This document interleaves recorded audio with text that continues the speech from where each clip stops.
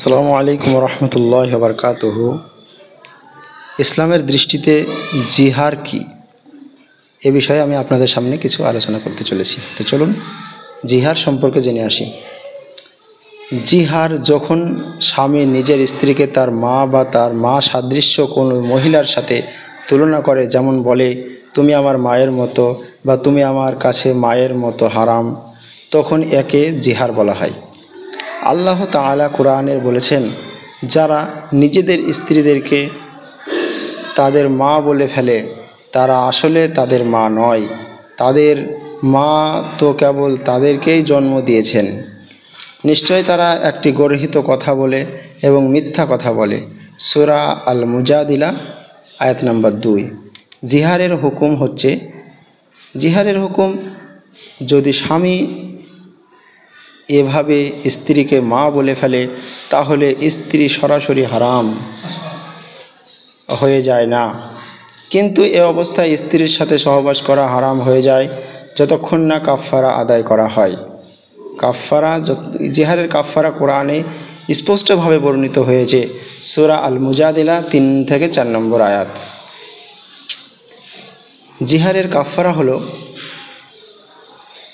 কাফফারা বিস্তারিতভাবে বর্ণিত হয়েছে। স্বামীকে নিচের ক্রমানুসারে কাফফারা আদায় করতে হবে। যেমন, একজন দাস মুক্ত করা বর্তমানে প্রযোজ্য নয়, কারণ দাস প্রথা এখন বর্তমান নেই। যদি তাও না পারেন তাহলে 2 মাস ধারাবাহিক রোজা রাখা, একটানা মাঝখানে ছেদ দেওয়া যাবে না, পরস্পর 60 দিন রোজা রাখতে হবে। যদি এটাও না পারেন তাহলে 60 জন দরিদ্র মিসকিনকে খাবার দিতে হবে। দরিদ্র মিসকিন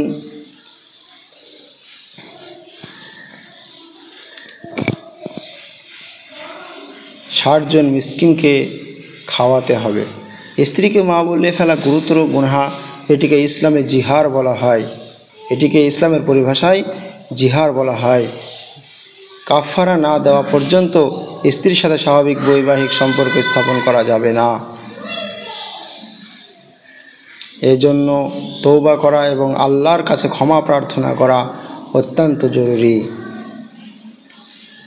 আশা করি জিহার বিষয়টি আপনাদের সামনে ক্লিয়ার হয়েছে, সুস্পষ্ট হয়েছে। তো এইরকম ছোটোখাটো বিষয় নিয়ে আমি আপনাদের সামনে উপস্থিত হব ইনশাআল্লাহ। আপনারা আমার চ্যানেলটিকে সাবস্ক্রাইব এবং লাইক, কমেন্ট, শেয়ার করবেন। আসসালামু আলাইকুম রহমতুল্লাহ।